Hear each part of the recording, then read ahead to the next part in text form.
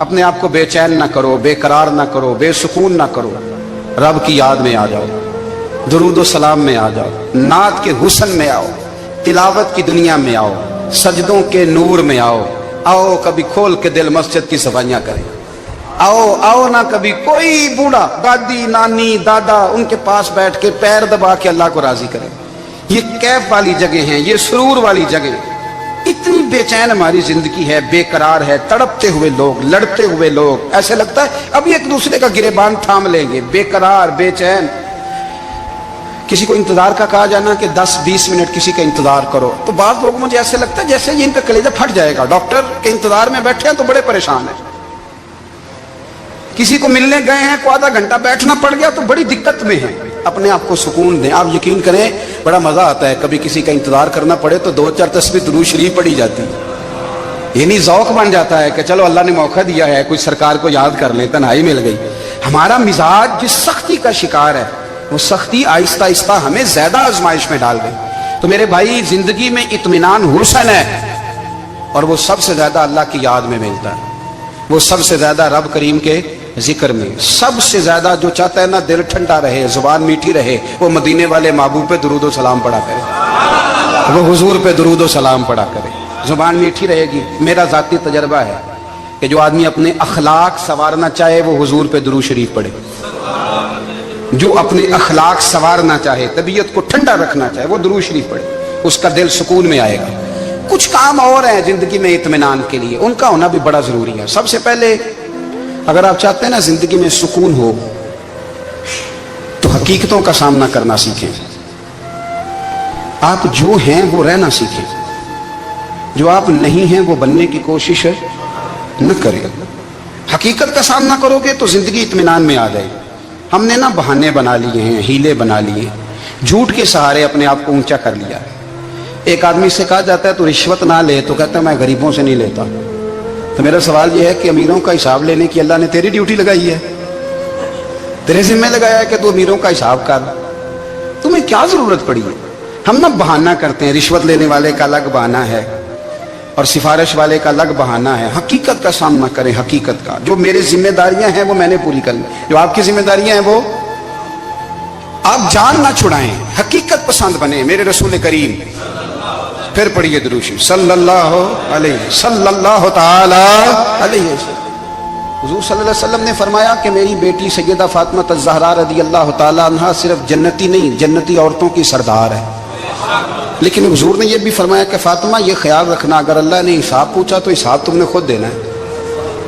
حقیقت کی طرف توجہ کرائی حضور نے، وہ صرف جنتی نہیں، جنتی عورتوں کی سردار ہیں، پر حقیقت کی جانب توجہ۔ میں حقیقت یہ ہے کہ اگر مالک نے حساب پوچھا تو اس کی تیاری بھی کرنی ہے۔ دیکھیں نا، ہمیں کچھ یقین نہیں، اللہ معاف کرے کہ ہمارا حساب کیسا ہوگا، لیکن کتنے آزاد ہیں۔ یعنی بڑی دلیری سے بندے کہتے ہیں فجر نہیں پڑھتا جی، 3 پڑھتا ہوں جی، شاہ رہ جاتی ہے جی، کپڑے صاف، بڑی دلیری سے۔ اور سیدہ فاطمہ الزہرا نے ساری رات مصلی باندھ رکھا ہے، حالانکہ انہیں یقین تھا کہ رب مجھے بغیر حساب کتاب جنت دے گا۔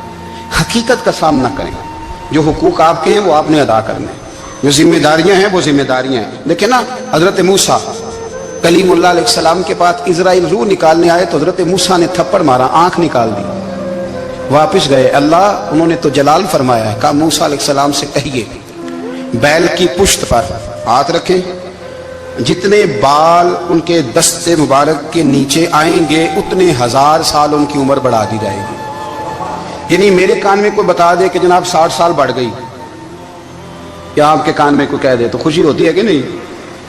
لیکن یہ حقیقت پسندی نہیں، اس لیے کہ 60 بھی گزر جائیں گے، 70 بھی، یہ حقیقت نہیں۔ حضرت موسیٰ کلیم، چلے میں مثال دیتا ہوں، سمجھ لے 10 بال، حالانکہ بہت زیادہ آتے ہوں گے، 10 بال اگر حضرت موسیٰ کے ہاتھ کے نیچے آئے تو 10,000 سال تو عمر بڑھ گئی نا۔ 10 یعنی 10 سال نہیں، 10 100 نہیں، 10 بہت زیادہ تھی نا۔ حضرت موسیٰ کلیم اللہ علیہ السلام سے آ کے عرض کیا گیا حضور بیل کی پشت پر ہاتھ رکھیں، جتنے آپ کے ہاتھ کے نیچے بال آئیں گے اتنے 1000 سال عمر بڑھ جائے گی۔ تو حضرت موسیٰ نے حقیقت پسندی والی بات کی، فرمایا پھر کیا ہوگا؟ 10,000 سال کے بعد پھر کیا ہوگا؟ کہا حضور جانا تو پھر بھی ہے، فرمایا پھر ابھی چلتے ہیں۔ اگر جانا ہے نا، جانا ہے تو پھر، اگر جانا ہے تو پھر ابھی اور سجنوں اگر نماز پڑھنی ہے تو ابھی کیوں نہیں؟ اگر داڑھی رکھنی ہے تو پھر رمضان کا انتظار کیوں کریں؟ ابھی کیوں نہیں؟ اگر سچ بولنا ہے تو پھر، اگر رزق حلال کھانا ہے تو پھر انتظار کا ہے گا؟ حقیقت ہوتی ہے، بہانہ ہوتا ہے، حقیقت چھپ نہیں سکتی بناوٹ کے اصولوں سے، کیونکہ خوشبو آ نہیں سکتی کبھی کاغذ کے پھولوں سے، یہ بات یاد رکھیں۔ اگر جانا ہے تو حضرت کلیم فرمانے لگے پھر 10,000 سال کے بعد بھی جانا ہے تو آج بھی ہمیں بے قراری زندگی میں اس لیے کہ ہم حقیقت پسند نہیں، ہم بہانوں میں، ہم ہواؤں میں جیتے ہیں، ہواؤں میں، خیالات میں زندگی گزارتے ہیں۔ بڑا ٹائم پڑا ہے، مثلاً کتنا میرے رسول کریم صلی اللہ تعالیٰ علیہ وآلہ وسلم نے ایک دن صحابہ سے فرمایا تمہیں حیا نہیں آتی؟ حضور کیا ہوا؟ فرمایا وہ والے مکان بناتے ہو جن میں تم رہ نہیں سکتے، وہ والا مال جمع کرتے ہو جو کھا نہیں سکتے، حیا نہیں آتی؟ عرض کی حضور حکم کریں تو محبوب فرمانے لگے جوتے کا ایک تسمہ بند کرتا ہوں تو سوچتا ہوں دوسرا بند کرنے سے پہلے موت آ جائے گی، ایک سانس اندر جاتی ہے تو دوسرا آنے سے پہلے میں یاد کرتا ہوں کہ مجھے دنیا سے جانا ہے۔ تمہیں حیا نہیں آتی؟ وہ مکان بناتے ہو جن میں رہ ہی نہیں سکتے، وہ مال جمع کرتے ہو جو کھا، حقیقت پسند نہیں بھائی ہم۔ بہت سارے لوگ یہاں بڑی باتیں سناتے ہیں، بڑی، میں کہتا ہوں اصل میں نا زیادہ باتیں سنا کے نا بیچارہ اپنے آپ کو مطمئن کرنا چاہتا ہے، اصل بات یہ ہے کہ اندر سے نا ہلا ہوا ہے، کچھ بھی نہیں، بڑا زیادہ ہنستا ہے اور مجھے لگتا ہے کہ کوئی گہرا زخم چھپا رہا ہے۔ اس لیے ملمہ سازی، حقیقت پسند بنو، حقیقت پسند۔ یاد رکھنا من ترک صلاۃ متعمدا فقد کفر، میرے رسول نے حقیقت بیان کی، فرمایا جس نے ایک نماز بھی جان بوجھ کے چھوڑی اس نے رب کے رب ہونے کا انکار کیا، اس نے کفران نعمت کیا۔ یہ حقیقت ہے، کوئی کلیریفیکیشن نہیں، کوئی وضاحت نہیں۔ جو نماز نہیں پڑھتا جھوٹ بولتا ہے، غلط بیانی کرتا ہے۔ جو شخص رزق حرام کما کے کہتا ہے کہ اس کے بغیر گزارا نہیں چلتا، وہ جھوٹ بولتا ہے، اس لیے کہ رب فرماتا ہے جب تجھے پیدا کیا ہے تو تیرا رزق میرے ذمہ ہے۔ اللہ فرماتا ہے کہ لا یکلف اللہ نفسا الا وسعها، میں کسی پر وہ بوجھ نہیں ڈالتا جو اٹھا نہ سکے۔ نماز فرض کیا اس کا مطلب ہے ہم پڑھنے کے قابل ہیں، اس نے ہمارے ذمہ داریاں لگائی ہیں تو مطلب یہ ہے کہ ہم ذمہ داریاں ادا کرنے کے قابل ہیں، ورنہ وہ کہتا میں وہ بوجھ ڈالتا ہی نہیں جو تجھ سے اٹھایا نہ جائے۔ اگر چاہتے ہو کہ زندگی میں اطمینان ملے تو خدا را حقیقت پسند والی زندگی گزارو۔ یہ فضاؤں میں زندہ رہنا، ہواؤں میں، اللہ بڑا معاف کرنے والا ہے، اللہ بڑا کریم ہے، معاف کر دے گا، تو بھئی یہ بات صحابہ کو بھی پتا تھی، یہ اہل بیت کو بھی خبر تھی، تو وہ تو ایک ایک بات کا لحاظ کرتے تھے۔ یہ غوث اعظم کو بھی پتا تھی، یہ ان کے والد کو بھی پتا تھی، جنہوں نے کسی کا ایک سیب کھا لیا تھا تو 12 سال اس کے گھر میں نوکری کرتے رہے، انہیں نہیں پتا تھا اللہ بڑا کریم ہے، معاف کر دے گا، ایک سیب ہی ہے نا۔ تو حقیقت پسندی آپ کو سکون دے گی، اور اگر آپ نے اپنے آپ کو غیر مطمئن کیا ہوا ہے، بات کچھ اور ہے، اور آپ نے اپنے آپ کو ڈال کسی اور طرف لیا ہے، تو پھر آپ کو سکون مل سکتا؟ سکون حقیقت پسندی میں، اصل میں سکون ہوتا ہے، اداکاری میں سکون نہیں ہوتا۔ تیسری بات سنیں، اگر آپ چاہتے ہیں زندگی میں مطمئن رہیں تو دنیا داروں سے امیدیں توڑ دیں، اللہ اور اس کے رسول سے امید وابستہ کریں، اولیاء اللہ سے امیدیں وابستہ کریں، صحابہ اور اہل بیت سے امیدیں، اللہ اور اللہ والوں سے امیدیں، دنیا داروں سے امیدیں۔ آپ کو پتہ ہے دنیا دار کی تباہی کب ہوتی ہے؟ جب انہیں خوش آمدی مل جاتا ہے۔ چودھری کا بیڑا اس وقت غرق ہوتا ہے جب اسے چودھری کہنے والے زیادہ ہو جاتے ہیں۔ سیٹھ صاحب اور نواب صاحب بیچارے تباہ تب ہوتے ہیں بھولے پن میں، جب ان کے دائیں بائیں ریلا ہوتا ہے سیٹھ صاحب کہنے کا، لوگ انہیں کھانا چاہتے ہیں، پیار ان کا نہیں ہوتا، ان کی جیب کا ہوتا ہے، محبت ان سے نہیں ہوتی، ان کی کرسی سے ہوتی ہے، ضروریات کا پیار ہوتا ہے، تباہ کر دیا جاتا ہے۔ ہماری ساری توقعات دنیا داروں سے وابستہ ہو گئی ہیں، ناراض نہ ہونا۔ پیروں نے، مولویوں نے، درویشوں نے، انہوں نے بھی سیٹ رکھے ہوئے جلسوں کی صدارت کرانے کے لیے، یعنی مذہبی جلسہ ہے، اس میں بہت زبردست پڑھے لکھے صاحب تقوی عالم کا خطاب ہے، اور کی صدارت وہ بندہ کر رہا ہے جس نے عشاء کی نماز بھی نہیں پڑھی، وہ بندہ صدارت کر رہا ہے، کیوں؟ اس لیے کہ اس نے لاکھ روپیہ دیا ہے محفل میں۔ خدا را دنیا داروں سے امیدیں چھوڑ دیں، ورنہ آپ کمزور پڑ جائیں گے، آپ کی امیدیں ٹوٹیں گی۔ کتنا کمزور ہے وہ شخص جو 2-4 ہزار کے لیے کسی بندے کی چاپلوسی کرتا ہے، اس کے پیچھے بھاگتا ہے، خوش آمدیں کرتا ہے، تھوڑے سے نوٹوں کے لیے، दुख सुख में काम आएगा, इस काम के लिए मेरे रसूल करीम अलैहिस्सलाम ने फरमाया, जिसने बंदों को राजी करते करते रब को नाराज कर दिया, उसकी दुनिया भी गई और आखिरत भी गई। और फरमाया, जिसने बंदों की परवाह नहीं की, अल्लाह को राजी किया, फरमाया अगर रब राजी हो गया तो लोगों के दिलों में भी मोहब्बत पैदा फरमा देगा। क्या जरूरत है खुशामद करना दुनियादारों की, सेठों की, नवाबों की, चापलू। और मैं आपको एक बात बताऊं, होता पता क्या है, ये जो हुब्बे जा और हुब्बे बा होती है ना, इससे पेट नहीं भरता। आपको अगर खुशामद करनी है तो फिर आपको सारी जिंदगी करनी है। फिर उनको भी पता होता है कि ताल्लुक किस बुनियाद पर है, इसमें कभी भी खुलूस पैदा नहीं होता। आप बेचैन रहते हैं, बेकरार रहते हैं, आपको तकलीफ रहती है हमेशा। कभी भी दुनियादारों से उम्मीदें वाबस्ता ना करें। एक बात सुने बड़ी शानदार, इमाम गजाली ने लिखी है। इमाम गजाली फरमाते हैं कि हारून रशीद ना हज करके वापस आया बगदाद में, तो कोने में हजरत बहलोल दाना बैठे थे। रश बहुत था, मजमा बड़ा था। हजरत बहलोल दाना भी सड़क के किनारे बैठे थे, तो सिपाही कहने लगे यहाँ से उठ जाओ। फरमाने लगे, हारून रशीद की जमीन नहीं, जमीन मेरे रब की है, मैं क्यों उठूं। वो करीब से गुजरा तो सलाम ली, तो आपने उसका प्रोटोकॉल देखा तो फरमाने लगे, हारून रशीद तुझसे तगड़े तगड़े मोटे मोटे प्रोटोकॉल मैंने लोगों के देखे हैं, और ये जो तेरे दाएं बाएं आज तेरे नारे लगा रहे हैं, ये पहले उन लोगों के नारे लगाया करते थे। और थोड़ा वक्त गुजरने दे, जो तेरे बाद आएगा ना, ये सारे फिर उनके नारे भी लगाएंगे। तू झूठ की दुनिया में जिंदा है, इनसे तूने उम्मीदें वाबस्ता की हैं, ये कल उसके नारे लगाएंगे। उसके दिल पे बड़ा असर हुआ, घोड़े से उतर आया, आगे कहने लगा, हुजूर आपने मुझे बड़ी अच्छी नसीहत की है, मेरा दिल बड़ा ठंडा हुआ है। मैंने सुना है आप मकरूज हैं, कुछ लोगों का कर्ज, तो मुझे कोई हुक्म ही कर दें। आप हंसने लगे, फरमाने लगे, यार तू तो बड़ा ही बेवकूफ है, बड़ा ही बेवकूफ है तू, मैं तुझे नसीहत कर रहा हूं, तू मुझे उलझा रहा है। हुजूर कोई हुक्म कर दें। क्या खूबसूरत अंदाज है रब करीम के बंदों का। हजरत बहलोल दाना फरमाने लगे, तेरा रब कौन है। कहा अल्लाह। तो फरमाया मेरा कौन है। कहा अल्लाह। फरमाने लगे, ये तो नहीं ना हो सकता कि अल्लाह हारून रशीद को देता रहे और बहलोल दाना को भूल ही जाए। ये तो नहीं ना हो सकता कि हारून रशीद को देता रहे और बहलोल दाना को भूल जाए। फरमाया उसका दिल, उसका इरादा हुआ, इरादा कुदरत हुआ कि बहलोल मकरूज रहना चाहिए, तो अगर रब मुझे रखना चाहता है, दुख कबूल मोहम्मद बख्शा, राजी रहन प्यारे, अगर वो चाहता है मैं मकरूज रहूं, तो मैं भी चाहता हूं कि मैं मकरूज ही रहूं। ये तो नहीं ना हो सकता कि तुझे दे और मुझे ना दे। फरमाया मेरी तुझसे कोई उम्मीद नहीं, मुझे जब भी देगा मेरा रब भी देगा, और वो देगा तो फिर इंशाल्लाह खजाने खोल के देगा। दुनियादारों से उम्मीदें वाबस्ता करना, लोगों के पीछे, ये छोड़ दें। आप बेचैन रहेंगे, बेकरार रहेंगे। अल्लाह वालों से जरूर उम्मीदें वाबस्ता करें, इसलिए कि उनके पास जो कुछ होता है वो दरअसल रब का ही होता है।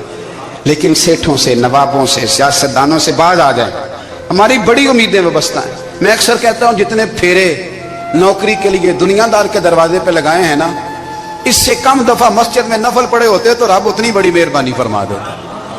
तीसरी बात यह याद रखें, अगर सुकून लेना चाहते हैं ना, अगर सुकून लेना चाहते हो ना, तो लोगों को डिस्कस करना बंद कर दो। किसको अल्लाह ने कितने पैसे दिए हैं वो जाने और अल्लाह जाने, किसको अल्लाह ने कितनी गाड़ियां दी हैं वो जाने, और लोगों को डिस्कस करना जी। यानी मैं एक जगह बैठा था, तो एक साहब गाड़ी वाला गुजरा, गाड़ी में बैठ के, उसका पड़ोसी था, कहते था मुंह है कार वाला। मैं क्या ओदा ते है तां ही बैठा है, ते हुण मैं क्या समझाना सी ना उन्होंने, मैं क्या तू ते मैं हिसाब लाइए भी साढ़े कोल कोई नहीं, ओदा ते है, लेकिन ना अल्लाह ने उसे दी है ना, तो अल्लाह ने चाहा ना वो कार में बैठे, तो इसने फटे पे बैठ के ये तबसरा किया कि मुंह है कार वाला। मैं क्या भी ओदा ते है तां कार है। अब मुझे तुझे अंदाजा लगाना चाहिए कि हम क्या ये बहस है। यदि अल्लाह को चाहिए था माज अल्लाह के पहले तुमसे पूछता कि इसे कार देनी है कि नहीं। क्या मतलब फसूल बहस है। वो चीज हमें इतना तंग करती है, इतनी तकलीफ देती है कि आप यकीन करें सारा दिन उसी को डिस्कस करते हैं, सारा दिन। उसके पास गाड़ी है, उसके पास कार है, फलाने का पैसा 1 नंबर है, फलाने का 2 नंबर है, फलाने का 6 नंबर है। असल बात के अंदर हसद है, इसको निकालो। एक बात कहने लगा हूं, इसे याद रखना। मेरे आला हज़रत रहमतुल्लाह अलैह फरमाया करते, हसद करने वाला बंदों पर इतराज नहीं करता, अल्लाह पर इतराज करता। वो कहता है अल्लाह उसे क्यों दिया है, इतना क्यों दिया है, माज़ अल्लाह, वो अल्लाह की तकसीम पर इतराज करता। हसद करते हो बेचैन रहोगे, हसद आपके दिल को तड़पा के रख देगा। छोड़े, अल्लाह बड़ा करीम है, जिसको जहां चाहता है वहां बिठा देता है। आप कतन اصل اس بحث میں نہ پڑے کہ اللہ نے کس کو کتنا دیا ہے، کب دیا ہے، کیوں دیا ہے، وہ بڑا بے نیاز ہے۔ حسد آپ کو تباہ کرے گا۔ دنیا میں پہلا گناہ جو ہوا تھا وہ حسد تھا۔ ابلیس نے حضرت آدم سے حسد کیا، کہنے لگا میں بہتر ہوں، سرداری اس کو مل رہی ہے، یہ تو اللہ کو پتہ ہے نا کس کو دینی ہے۔ اور دنیا میں پہلا قتل حسد کی وجہ سے ہوا۔ حابیل قابیل کے درمیان حسد کا معاملہ تھا، خاتون کا نکاح اس سے کیوں ہو رہا ہے، مجھ سے ہونا چاہیے۔ حسد تباہی کرتا۔ آپ یقین کریں، یعنی دکاندار کے سامنے دوسری دکان پڑتی ہے، پریشان ہو جاتا ہے، وہ کہتا ہے میرا کیا بنے گا، لا حول ولا قوت الا باللہ العلی العظیم۔ یعنی تیرا کیا خیال ہے کہ تیرے حصے کی روٹی وہ کھا جائے گا؟ اتنا چھوٹا دل، یعنی تیرا موقف یہ ہے کہ تیرے حصے کا نصیب اس تک چلا جائے گا، یہ تیری خواہش ہے۔ ایک دوسرے کی کمزوریاں بیان کرنا، اس کا تو مال ہی ناقص ہے جی، اس کے تو پاس ہی کچھ نہیں، یہ تو کمزور لوگوں کا طریقہ ہے۔ میرے رسول کریم علیہ السلام گزر رہے تھے، پت جھڑ کا موسم تھا، خزاں کا موسم تھا، درختوں کے پتے جھڑ رہے تھے، صحابہ کو ساتھ لے کے حضور گزرے اور ایک درخت کی ٹہنی کو پکڑ کے حضور نے ہلایا۔ صحابہ فرماتے ہیں کہ چھم چھم اس کے پتے گرے، زمین پر ڈھیر لگ گیا۔ حضور نے فرمایا دیکھا تم نے کیا ہوا؟ حضور ہاں۔ فرمایا کتنی تیزی سے پتے جھڑے ہیں، صرف تنا رہ گیا ہے اور خالی ٹہنیاں رہ گئی ہیں، کوئی حسن بچا ہے؟ حضور نہیں۔ تو نبی کریم فرمانے لگے جو حسد کرتا ہے نا اس کی نیکیاں بھی اسی طرح جھڑ جاتی ہیں، اسی طرح۔ اور ایک جگہ حضور فرمانے لگے جس طرح راکھ لکڑی کو آگ کھا جاتی ہے، جس طرح لکڑی کو آگ، جب آگ کھا جائے تو پھر لکڑی کو لکڑی نہیں کہا جاتا، راکھ کہا جاتا ہے، کوئلہ کہا جاتا ہے، اس کی اصل باقی یعنی اسے کھائی جاتی ہے۔ تو حضور علیہ السلام فرمانے لگے جس طرح آگ لکڑی کو کھا جاتی ہے، فرمایا اسی طرح حسد نیکیوں کو کھا جاتا ہے، نیکیاں رہتی نہیں۔ حسد کرنے والے کے پاس نیکیاں یعنی ان کی اصل شکل موجود، کبھی بھی حسد نہیں کریں۔ اللہ کی تقسیم ہے، جس کو چاہے جب چاہے جتنا چاہے عطا کرے۔ اور چوتھی بات میرے بھائی، کبھی بھی بغض نہ پیدا کریں۔ بغض والے لوگ بے سکون رہتے ہیں۔ بہت ساری کمزوریاں ہمارے اندر ہوتی ہیں نا، پھر اللہ ہماری روزی تو نہیں نہ بند فرماتا، یہ تو نہیں کہتا کہ زمین سے نکل جاؤ۔ اگر یہی والا معاملہ ہو جو ہمارا ہے کہ شادی پہ اس نے میرے ساتھ برا سلوک کیا تھا، اب ساری زندگی بغض رکھنا ہے۔ اگر یہی معاملہ فرشتے اللہ کی بارگاہ میں کہیں کہ یا اللہ اس نے فلانے دن شراب پی تھی، اب اس کو زمین میں نہیں رہنے دینا، نظام زندگی چلے گا؟ تو اگر اللہ ہمیں معاف کرتا ہے تو ہم بندوں کو معاف کیوں نہیں کرتے؟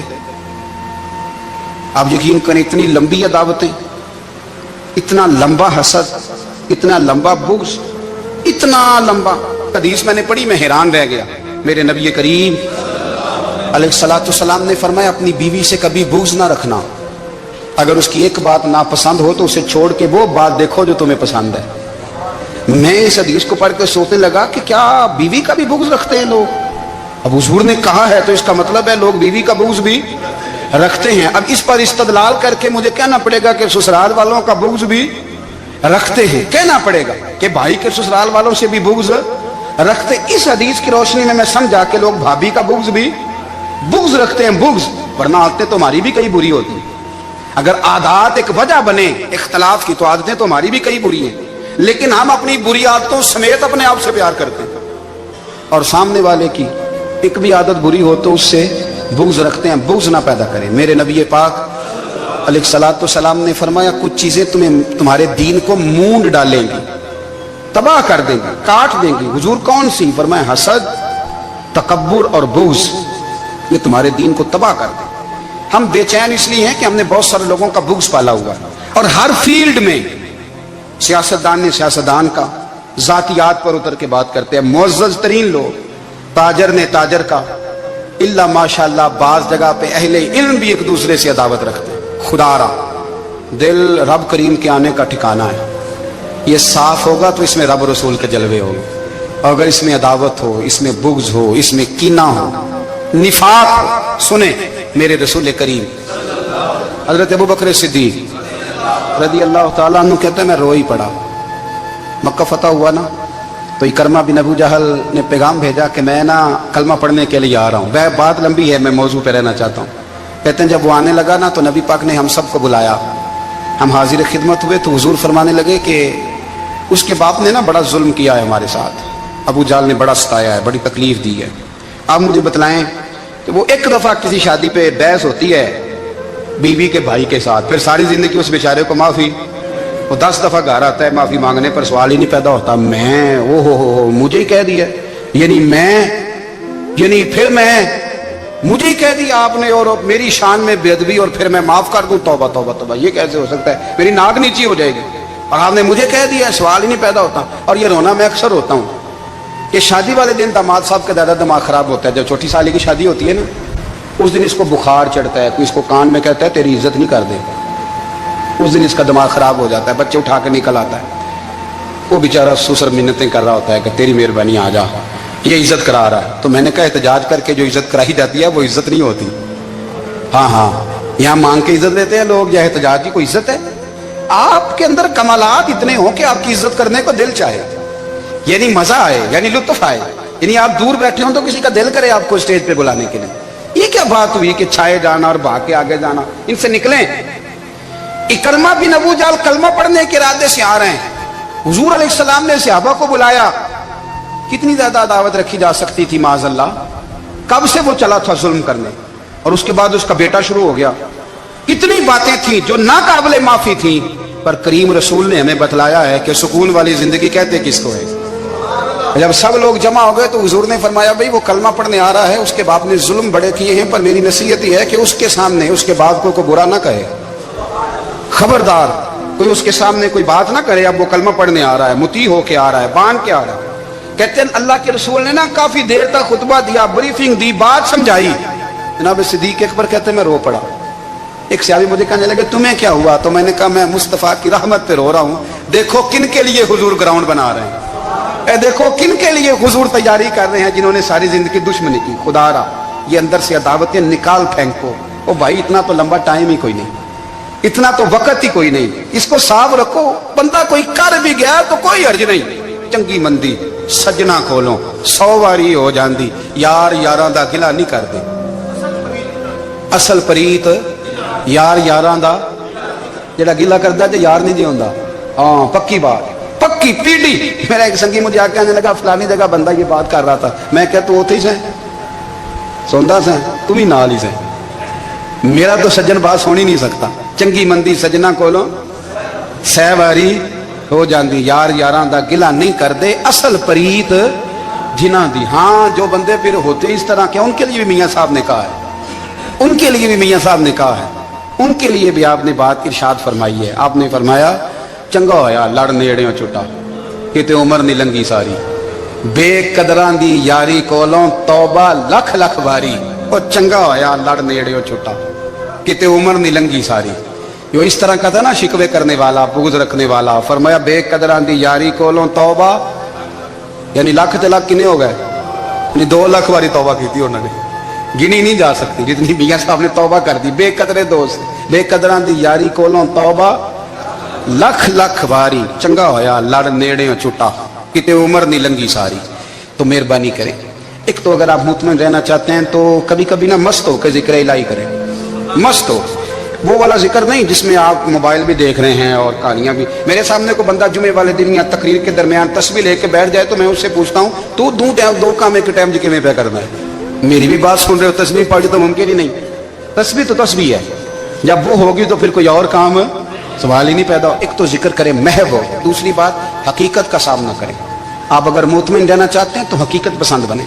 तीसरी बात हसद छोड़ दें, दूसरों को डिस्कस करना छोड़ दें। आप ये देखें कि अल्लाह ने मुझे क्या कुछ दिया, उस पर राजी रहें। और चौथी बात अदावत छोड़ दें, सीने में कीना छोड़ दें। आपकी जिंदगी मुतमईन हो जाएगी, आप खुशहाल रहेंगे। वो जो आप लफ्ज कहते हैं ना कि मैं बोर हूँ, मैं परेशान हूँ, उससे आप निकल आएंगे। कुरान मजीद ने इरशाद फरमाया अला बिज़िक्रिल्लाहि तत्मइन्नुल कुलूब।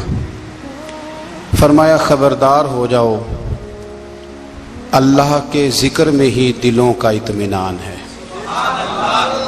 अल्लाह के जिक्र में दिलों का चैन है। लोग बहुत सारा माल, बहुत सारी दौलत, बहुत सारी अकल और बहुत सारा शऊर होने के बावजूद बेसुकून हैं। जिस चीज़ ने ज़माने को तकलीफ़ में मुब्तला कर दिया है, और जो चीज़ ढूंढने से नहीं मिलती वो इत्मीनान है, वो करार है। लोग भीख मांगते हैं, मिन्नत करते हैं, दुहाई देते हैं कि कहीं से सुकून की दौलत मिल जाए, लेकिन वो मुयस्सर नहीं आ रही। बड़े बड़े लोग हैं, और मैं अर्ज़ कर चुका हूँ कि मालदार भी हैं और अक्लमंद भी हैं, बाशऊर हैं, पढ़े लिखे हैं, पर कल्बी सुकून, राहत, इत्मीनान, चैन उन्हें मुयस्सर नहीं आ रहा। रातें जाग कर गुजर जाती हैं, दिन आजमाइश में बीत जाता है। वो कभी उसके लिए ठंडे इलाकों का सफ़र करते हैं, कभी दोस्तों की मजलिसों में जाकर के बैठते हैं, कभी घर से दूर अकेले में तन्हाई में वक्त गुजारने की कोशिश करते हैं, लेकिन दौलत सुकून नापैद होती है, मुयस्सर नहीं आती। अर्श का रब फरमाता है, क्यों तू भटकता फिरता है, क्यों दाएं बाएं जाता है, चुप करके मस्जिद आ जा और लोगों से बच के तन्हाई में मेरा जिक्र कर। अल्लाह मिलेगा क्या? फरमाया, आला बिज़िक्रिल्लाह तत्मइन्नुल कुलूब, मैं तेरे बेचैन दिल को चैन अता कर दूंगा। वो तेरा तड़पता और फड़कता हुआ मिजाज, उसे मैं सुकून की दौलत दूंगा। ये तुझे कहीं और नहीं मिलेगा, ये मेरी याद में मिलेगा। ये चैन, करार, सुकून तुझे यहीं मुयस्सर आएगा। इत्मीनान कल्बी जिंदगी का हुस्न है भाई, दौलत सुकून असल है। बड़े ठंडे कमरे में कुछ लोगों को नींद नहीं आती, और दादा साहब रहमतुल्लाह अलैह आप जाएं तो दोनों सड़कों के बीच जो फुटपाथ है ना, उस पर भी कुछ लोग सोए होते हैं। उधर से भी गाड़ियां गुजरती हैं, इधर से भी गाड़ियां गुजरती हैं, लेकिन बस नींद है ना, अल्लाह का फजल है, उसने दे दी है, आने वालों को आ गई है। इत्मीनान कल्बी, मेरा मुआशरा बेसुकून है, बेकरार है। मुझे कुछ लोग कहते हैं जी मैं आजकल बड़ा बोर हो रहा हूं, तो मैं कहता हूं यार हमें तो टाइम ही नहीं मिला आज तक बोर होने का, नहीं वक्त ही नहीं इतना मुयस्सर आया। कौन सा टाइम निकाले जिसमें बंदा बोर हो? वो तो है कि इंसान कुछ फारिग हो, कहीं उसके पास गुंजाइश हो तो बोर भी हो ले। कैसे बोर हो लेते हो? ये क्या होता है बोर होना? जिंदगी में इतना वक्त ही कहाँ है कि इंसान बोर होता फिरे और ये तसव्वुर बनाता फिरे कि मैं बड़ी आजमाइश में हूं, तो मैं बड़े बोर हो रहा हूं, तो मैं बड़ी तकलीफ में हूं। तो वक्त बहुत ज्यादा है हमारे पास, लायानी कामों में जाया बड़ा होता है, तो हम बोर होते हैं, परेशान होते हैं। अल्लाह फरमाते हैं ये जो मेरी याद है ना, लेकिन उसका भी एक तरीका है याद का। उस तरीके से अगर मेरे रसूल करीम अलैहिस्सलाम ने फरमाया, अल्लाह का जिक्र इस तरह करना कि देखने वाला तुम्हें दीवाना समझे, लोग समझें कि कोई मजनून है, कोई जुनूनी है, कोई पागल है। यहां अल्लाह ताला माफ करे, आप जिक्र की मजलिस छेड़ें, आप नाज शरीफ की मजलिस छेड़ें तो बहुत सारे लोग प्रोफेसर बन जाते हैं, वो सारी नहीं हिलाते, उनकी जुबान ही हरकत में नहीं आती। हालांकि रब करीम का जिक्र इस तरह करो कि देखने वाला तुम्हें दीवाना समझे, कहीं और खोने की जरूरत ही नहीं। मेरे हबीब गोया हमें फरमाते हैं, तो रब के जिक्र में इस तरह खो जा कि तुझे दुनिया का ख्याल ही ना रहे, तुझे फिर दुनिया की होश न रहे। लेकिन अगर नमाज में भी ख्याल गैर आए, जिक्र में भी तवज्जो कहीं और हो, जिंदगी में वो अजीब लम्हा था, वो मेरे साथ था और मैं तन्हा था। अगर माहौल ये हो कि आप कहीं जिस्म के साथ तो मौजूद हो, रूह मौजूद ना हो, तो फिर लज्जत जिक्र भी मुयस्सर नहीं आती, फिर कैफ नहीं हासिल होता। याद रखें कि इस तरह खो के रब की याद कहां से कैफ आएगा? उलझ ही पड़ा गए हैं। वो मस्ती, वो सुरूर, वो कैफ जो अल्लाह के जिक्र में होता था, जो कभी मुर्शद कामिल के सामने बैठकर लोग अल्लाह अल्लाह करते थे तो लगता ये था कि ये यहां है ही नहीं, ये तो कहीं और चले गए हैं, यहां मौजूद ही नहीं। लेकिन अब वो मौज नहीं, वो शौक नहीं, वो दर्द नहीं, वो ज़ेब नहीं। इकबाल तड़प के कहा करते थे, खिरत की गुत्थियां सुलझा चुका हूं, यार अब मुझे साहिबे जुनू कर दे, अल्लाह मेहरबानी फरमा, वो कैफियत दे, वो सुरूर दे। जिंदगी में अगर इत्मीनान चाहते हो तो कभी कभी सब कुछ भूल के ना تو مست ہو جایا کرو رب کی یاد میں. کبھی کبھی چھوڑ دیں دنیا, چھوڑیں یار موبائل, کسی وقت کریں اس کو بند, چھوڑیں اس بات کا خیال کہ فلانے نے سلوٹ کیا ہے کہ نہیں کی, چھوڑیں. حضرت باجزید بستامی رحمت اللہ تعالیٰ علیہ فرماتے میں نے اعتکاف کبھی اپنی مسجد میں نہیں کیا, یہ کہ سارے ہی ہاتھ چومنے والے, سارے ہی پیار کرنے والے. فرماتے میں جب اعتکاف کرتا تھا تو میں بستان سے دور نکل جاتا تھا جہاں کوئی مجھے جاننے والا نہ ہو. اٹھ بلیا چلو اتھے وسیے جتھے وس دے نہیں سارے ینے, نہ کوئی ساڈی ذات پچھانے تے نہ کوئی سانو مننے, چلو ادھر چلیں. اٹھ بلیا چلو اتھے وسیے جتھے وس دے نہیں سارے ہی انے, نہ کوئی ساڈی ذات پچھانے تے نہ کوئی سانو. اتنا شوق ہے سلوٹ کرانے کا, اتنا شوق ہے تعارف کرانے کا, اتنا شوق ہے اپنا بتانے کا, تو یہ چیز غلبہ کر جاتی ہے. پھر نام رہ جاتا ہے, روح نہیں رہتی, پھر وجود رہ جاتا ہے, پھر باطن کی کیفیت نہیں رہتی. خدا را اپنے آپ کو بے چین نہ کرو, بے قرار نہ کرو, بے سکون نہ کرو. رب کی یاد میں آ جاؤ, درود و سلام میں آ جاؤ, نعت کے حسن میں آؤ, تلاوت کی